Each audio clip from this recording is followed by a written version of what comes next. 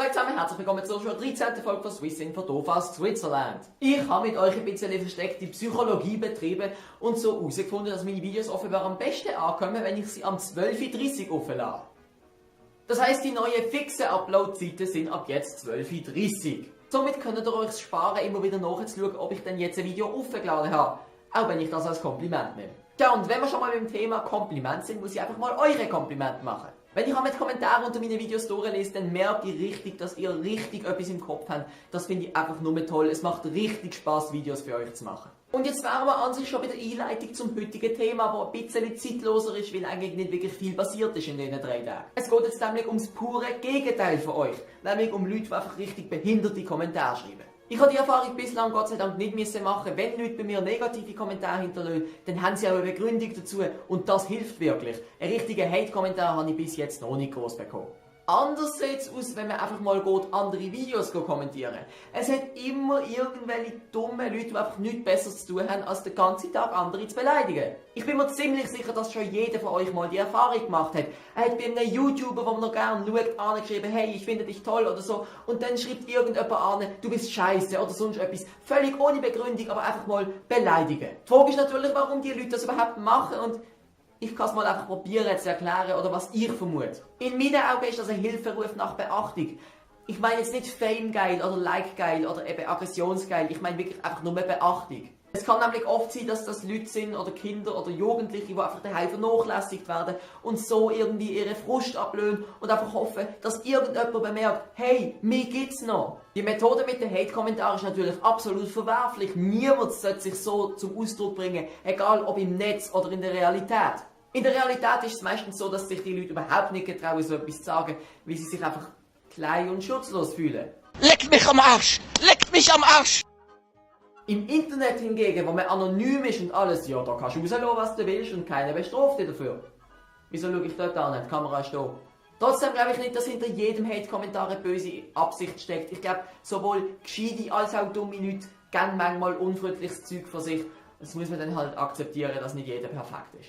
Und vielleicht fragt sich jetzt der eine oder andere, was soll ich denn machen, wenn mir jemand zurückschreibt auf meine Kommentare, ich schreibe, du bist voll toll und ich finde es eigentlich nur noch nett und jemand schreibt, du bist scheiße. Was soll ich denn machen? Die goldige Regel ist einfach, erstens nicht zurückschreiben, zweitens sofort löschen, dass nicht andere Leute dazu verleitet werden, zurückzuschreiben.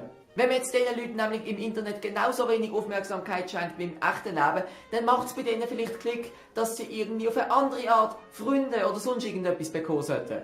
Und klar, es ist mega schwierig, wenn einem einer disst oder wenn einen beleidigt, dann würde auch ich am liebsten zurückschreien oder zurückschreiben, deine Mutter und was weiß ich was.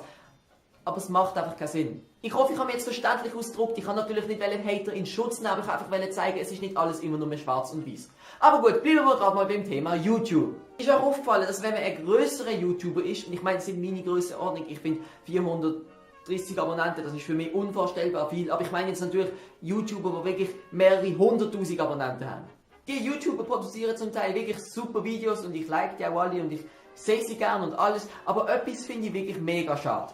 Die YouTuber antworten zum Teil kaum noch auf Kommentare. Was ist denn da eine Community? Die Frage ist jetzt eben, ob der YouTuber ein Teil von der Community ist oder ob es sozusagen Community und auf der anderen Seite der YouTuber gibt. Meiner Meinung nach ist ein YouTuber genauso ein Teil von seiner Community und muss sich darum auch an den Diskussionen und so weiter beteiligen, auch wenn das mehr Arbeit bedeutet.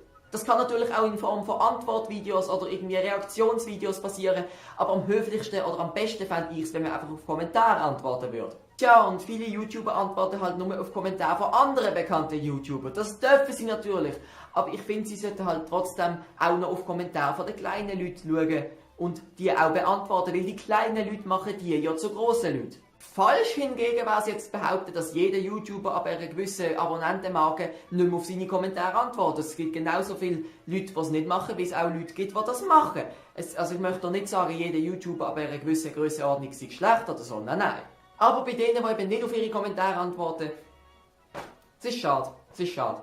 Und wie seht ihr das? Sind ihr zufälligerweise ein YouTuber mit mehreren 100.000 Abonnenten? Habe ich ja ganz sicher bei meinen Zuschauern. Wie viele Kommentare pro Video sollte man als aktive, grössere YouTuber beantworten? Was sagt ihr? Sagt mir eine Zahl, schlägt mir mal eine vor und dann schaut bei eurem Lieblings-YouTuber, ob der die Zahl auch wirklich eingehalten hat. Ansonsten wünsche ich euch noch einen schönen Mittag. Es ist jetzt 12:30 Uhr, das heisst für die jetzt mega ganz pünktlich dran sind und das wirklich genau um 12:30 Uhr anschauen, einen guten